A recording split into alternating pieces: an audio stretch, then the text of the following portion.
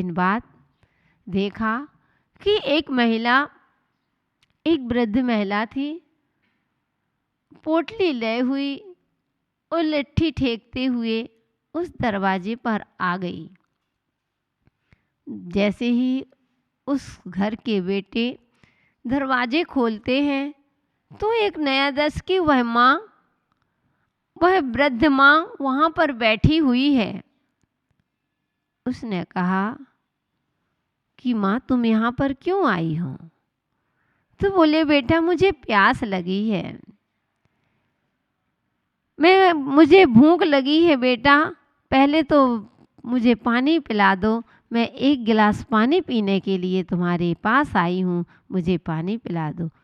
बहुत सुशील बेटे थे, उनके माता पिता ने शायद अच्छे संस्कार दिए होंगे।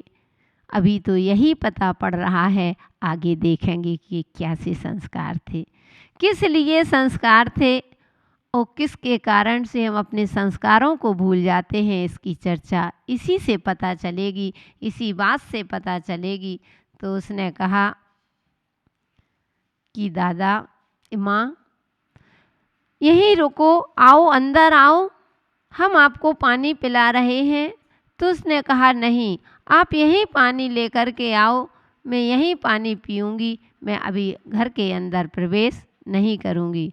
तो उसने लिया पानी ला करके, एक गिलास पर पानी लाता है और वह पानी पकड़ाता है। बोला लो माँ। तो वह कहती नहीं बेटा, मैं आपके पात्र में पानी नहीं पीती हूँ। तो उसने जो पोटली टांगे हुई थी, थैला टंगा हुआ था, उस थैले से एक गिलास निकाला और वह गिलास ऐसा वैसा नहीं था। वह गिलास कोई पीतल का नहीं था, कागज का नहीं था, प्लास्टिक का नहीं था। किसका था? सोने का गिलास था। जैसे ही सोने का गिलास देखा, वो दोनों भाई बड़े आश्चर्य में पड़ जाते हैं कि अरे मैं क्या देख रहा हूँ, कहीं मैं स्वप्न तो नहीं देख रहा हूँ। यह वृद्ध अम्मा, वो इतना बड़ा गिलास, और किसका? सोने का, आर्टिफिशियल नहीं था, ओरिजिनल सोने का। उसने कहा कि बेटा आप ये पानी को मेरे गिलास में डालो। तो बोली क्यों? तो वह अम्मा कहती है कि बेटा मेरा नियम है, मैं जूठे पात्र में कभी पानी नहीं पीती हूँ। तो उसने लिया, उसके गिलास में पानी डाल दिया। जैसे ही गिलास में पानी डाला, उस अम्मा ने पानी पी लिया और उस गिलास को फेंक दिया। सभी लोग देखने लगे, बोले ये क्या? फिर वह कहती है कि बेटा एक अनुकंपा और होगी क्या? बोले क्या? बोलो अम्मा, तुम जो कहोगी वह मैं करूँगा, मुझे तो बड़ों की सेवा करना बहुत अच्छा लगता है। तो उसने कहा कि ऐसा करो कि मुझे भूख लग रही है, पानी तो पी लिया, प्यास बुझ गई है, लेकिन पेट की भूख अभी नहीं मिटी है, इसलिए मुझे थोड़ा सा भोजन करा दो। तो वह अंदर से गया, उस थाली में भोजन लेकर के आता है और जैसे देने लगा, उसने अपनी पोटली से एक सोने की प्लेट निकालती है और कहती है कि बेटा इसमें आप रख दीजिए। वही शब्द दोहरा दिया कि मैं जूठे पात्रों में भोजन पानी नहीं करती हूँ। अब उसने जैसे ही रखा, उसने भोजन किया, वो सोने की थाली को यूं ही फेंक दिया। अब तो क्या, अब सारे घर वाले, आओ अम्मा आपको अंदर आना पड़ेगा, आप मुझे कुछ दिन का सेवा का अवसर दें, मैं आपकी सेवा करूँगा, मैं आपकी बहुत देख रेख करूँगा, आपको किसी भी प्रकार का कष्ट नहीं होने दूँगा, आदि आदि। अब देखना, समझ रहे होंगे ना मेरी बात को। अब वह क्या करता है, पहुँचा अंदर, जैसे ही पहुँचती है, बहुत सेवा की। अब वह जितनी बार पानी मांगती है, वह पानी देते हैं, वह पीती है, वो फेंक देती, क्योंकि उसका नियम था कि मैं जूठे पात्र में कभी भी पानी नहीं पीती हूँ, एक बार ही पीती हूँ, फेंक देती हूँ। अब सोने का ढेर लगता जा रहा है। अब सारे लोग, परिवार वालों ने, अब उन बेटों ने तो दुकान, ऑफिस जाना सब बंद कर दिया। जहाँ घर बैठे सोना मिल रहा है तो मेहनत करने की क्या आवश्यकता है, और बैठ गए। पता चला कि जो वृद्ध था उस वृद्ध को भी भूल गए। अब वह वृद्ध चिल्ला रहा है, बेटा क्या बात है, आज तुमने पानी भी नहीं दिया, आज तुमने मुझे चाय भी नहीं दी, ना दूध के लिए पूछा, ना चाय के लिए पूछा, ना बेटा नाश्ता के लिए पूछा, और तो क्या पूरा दिन निकल गया, मुझे भोजन के लिए भी नहीं पूछा। बेटा कम से कम मुझे पानी तो पिला दो, बेटा मुझे एक बार भोजन, 2 रोटी तो दे दो, मुझे भूख लग रही है। कुछ नहीं, दूसरे एक दिन निकल गया, वह वृद्ध भूखा बैठा है। दूसरे दिन उसने कहा बेटा कि मुझे भूख लग रही है।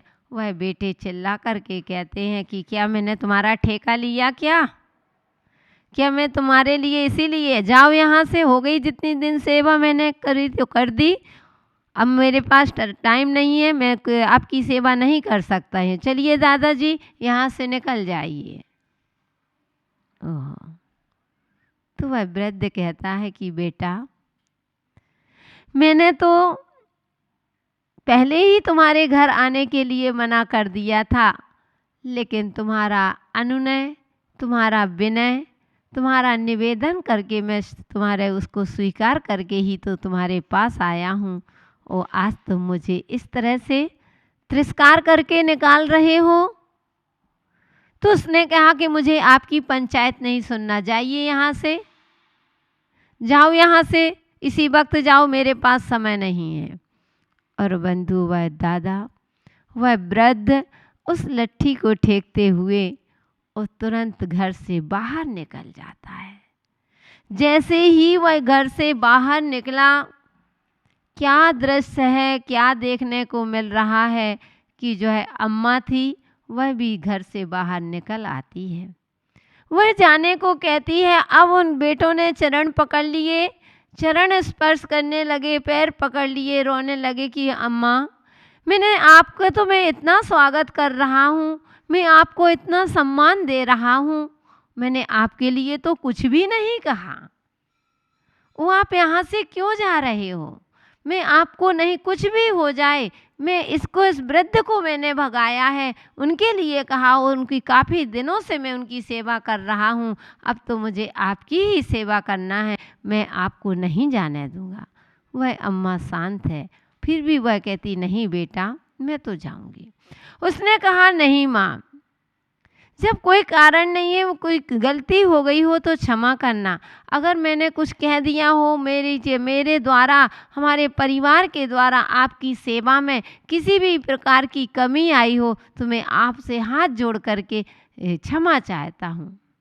विचार करो, कहाँ वृद्ध आज क्षमा अपने परिवार में भी नहीं मांगते हैं। उस जो हमारा जिससे जान पहचान नहीं, अब समझ चुके ना कि क्षमा किस लिए मांगी जा रही है, किस लिए उसको इतना आदर दिया जा रहा है, बताओ किसके लिए? सोने के लिए। हाँ, इनडायरेक्ट बात जल्दी समझ में आती है। यानी सोने के लिए, धन वैभव के लिए ही वह क्षमा मांग रहा है। किसकी सेवा हो रही है? धन की, सोने की, यानी धन की सेवा हो रही है कि नहीं हो रही? क्या उस वास्तव में देखा जाए तो क्या वह वृद्ध अम्मा की सेवा कर रहा है कि धन की सेवा कर रहा है? धन परिवार को छोड़ करके अपनी दुकान, ऑफिस में ना जा कर के ताला डाल दिए हैं, वो 24 घंटे उसकी सेवा में लगे, बार बार पानी ला करके दे रहे हैं, तो वो पानी किसके लिए पिला रहे हैं? सोने के लिए ना। हाँ, बहुत जल्दी समझ में, शर्मिला को तो पूरा समझ में आ रहा है। तो उसने कहा, और जैसे ही वह वापस चला गया, और वापस जाती है तो फिर वह हाथ पैर जोड़ने लगते हैं, पैर पकड़ करके बैठ जाते हैं, रोने लगते हैं दोनों पुत्र उनके।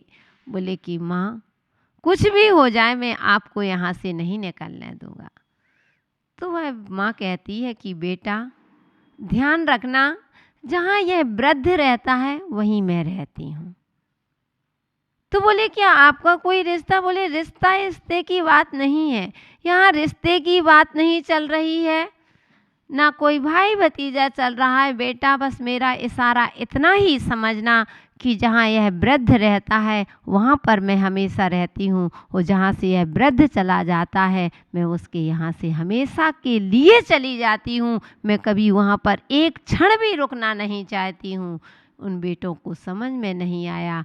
उसने कहा बेटा वह वृद्ध और कोई नहीं, उसका नाम धर्म था, और मैं हूँ, मेरा वो सोना नहीं, मेरा नाम है लक्ष्मी, उसका नाम है धर्म। मेरा नाम है धन और उसका नाम है धर्म। जहाँ धर्म होता है, जहाँ धर्म का आदर होता है, जहाँ धर्म का सत्कार होता है, वहाँ मेरा वास होता है, वहाँ लक्ष्मी आती है। जब तुमने धर्म को ही भगा दिया तो लक्ष्मी तुम्हारे घर में कैसे रुकेगी?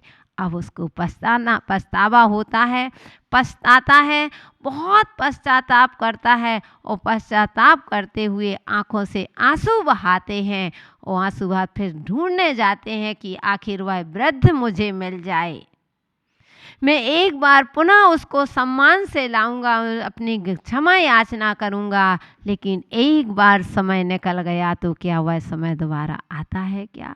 अब वह ढूंढ रहे हैं, पछता रहा है, इतना पश्चाताप कि उस पश्चाताप की कोई सीमा ही नहीं।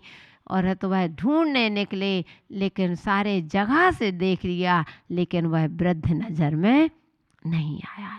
इसलिए बंधुओं, उस वृद्ध को भगाने से, धर्म को उसको घर से अवहेलना करने से, धर्म की अवज्ञा करने से वह आई हुई लक्ष्मी भी उसके हाथ से चली जाती है।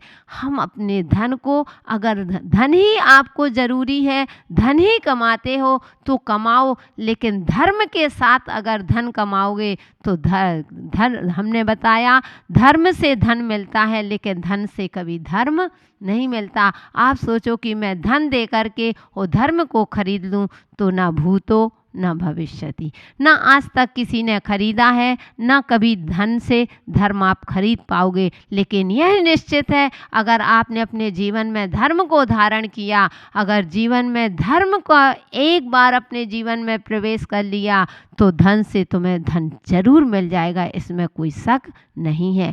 तो वह बेटे अब ढूंढते हैं, पछताते हैं। तो कहा कि आए दिन पाछे गए, किया ना प्रभु से सेत, ओ अब पछताए होत का जब चिड़िया चुग गई खेत। कि अब पछताने से क्या होता है? अब पछताते रहो, अब तो समय निकल गया। इसीलिए मैं बार बार आप लोगों को समझाया था, वो मेरा एक उद्देश्य ही रहता है सभी को समझाने के लिए कि अब समय है, क्योंकि जब तक समय और समझ बहुत बड़े सौभाग्यशाली को मिलते हैं। जब समय होता है तो हमको समझ में नहीं आता है, और जब समझ आती है जब तक समय निकल जाया करता है। इसलिए अभी आपका कितना पुण्य का उदय है कि समय भी मिला है, समय के साथ साथ आप समझदार भी हो। तो समझदार इसके लिए नहीं कि मात्र धन की कमाई करते रहो, अपने लिए धर्म की भी कमाई करोगे, क्योंकि यह धन और कितना आज तक बंधुओं बीता हुआ समय जैसे वह खोज रहा है, उस अपने वृद्ध के लिए खोज के लिए निकला है कि मिल जाए, लेकिन उसका मिलना कठिन हो गया, दुर्लभ हो गया। ऐसे जो समय निकल जाता है उसको आप वापस, कितने भी आप बड़े आदमी हो, बड़े कितने करोड़ों की संपत्ति, अरबों खरबों को दाव में लगा देना,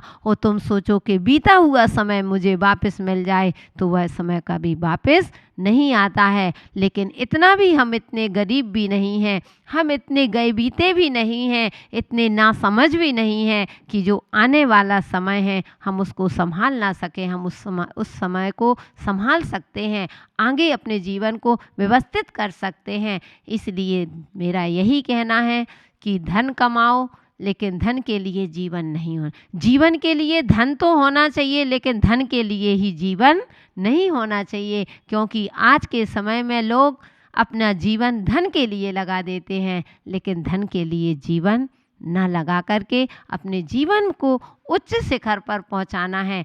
यहाँ की यह धर्म की कमाई एक ऐसी कमाई है, मैंने अभी बताया कि धन तो ऐसा है कि धन यहाँ पर कितना भी जोड़ लेना यहीं तक ले जाएगा। धन के रहते हुए धन तुमको ऊपर तो ले जा सकता है, लेकिन तुम ऊपर जाने पर धन को कभी साथ में नहीं ले जा सकते हो। इसलिए वो क्या तुम्हारे साथ जाएगा? मात्र धर्म ही जाएगा। पढ़ते हैं, मात्र उच्चारण में ना पढ़ो, पढ़ते हैं, पुस्तकों में पढ़ते हैं, गुरुओं का उपदेश सुनते हैं। गुरुओं के उपदेश से हम अपने जीवन में कितना आचरण में ला करके अपने जीवन को महान बनाते हैं, लेकिन हमें उनकी बात समय होते हुए भी हम उनकी बात को नहीं समझ पाते हैं। मात्र क्या जिनवाणी में यूं ही लिखा रह जाएगा क्या? चिर रक्षक धर्म हमारा हो धर्म हमारा, चिर साथी जग में न हमारा कोई था, हम भी न रहे जग के साथी। क्या यह किसके लिए कितनी बार पढ़ा होगा? रोज पूजन करते हो, रोज पूजन में पढ़ते हो, नहीं है तो सप्ताह में पढ़ते हो 15 दिन, लेकिन कितनी बार अपनी लाइफ में इन लाइनों को पढ़ा होगा, लेकिन इन लाइनों को कभी जीवन में उतारा क्या? इन लाइनों को जिह्वा से पढ़ा, लेकिन इस लाइनों को कभी आपने जीवन में नहीं उतारा। अगर एक बार जिह्वा से कम पढ़ लेते लेकिन जीवन में उतार लेते तो जीवन का सार समझ में आ जाता। लेकिन आज हमने क्या किया? उच्चारण से पढ़ा, लेकिन कभी आचरण में नहीं ला पाए। बंधुओं, यह जीवन है जो जीवन का सार है। तो मेरा आपसे अंत में यही कहना है कि अपने जीवन को उत्कृष्ट बनाओ। इसलिए अपने जीवन में धन के पीछे नहीं, धर्म के पीछे भागें। धर्म के पीछे भागोगे तो धन तुम्हारे पीछे भागेगा। और अगर तुमने धर्म को भगा करके और तुम धन को पकड़ना चाहो तो परछाई को आज तक किसी ने पकड़ पाया क्या? अगर परछाई के पीछे भागोगे कभी परछाई को पकड़ नहीं पाओगे, और अगर परछाई को तुम पीठ दे लोगे तो परछाई कभी तुम्हारा साथ नहीं छोड़ सकती। तो तुम्हारा धन तुम्हारा कभी पीछा छोड़ने नहीं भी चाहो तो तुम्हारे पीछे पीछे आएगा। वो अगर आपने धर्म के तरफ मुख मोड़ा तो परछाई को पकड़ रहे हो, परछाई कभी पकड़ में नहीं आती है। वो होता ऐसा ही है, हो ही ऐसा रहा है कि आज तक हमने परछाई को पकड़ा है, लेकिन एक बार परछाई को कभी पीठ नहीं दिखाई। कभी भी परछाई के तरफ से मुख ना मोड़ करके हमने धर्म से मुख मोड़ लिया। अच्छे कार्यों के लिए हम मुख मोड़ लेते हैं और बुरे कार्यों के लिए हम स्वतः ही आगे हो जाते हैं। इसलिए धर्म स्नेही बंधुओं, मेरा आप लोगों से सभी से यही कहना है कि जीवन जियो तो धन के लिए नहीं जीना, धर्म के लिए जियोगे तो आपका जीवन एक महान बनेगा। ऐसी पवित्र भावना के साथ समय पूरा हुआ। जय बोलिए महावीर भगवान की।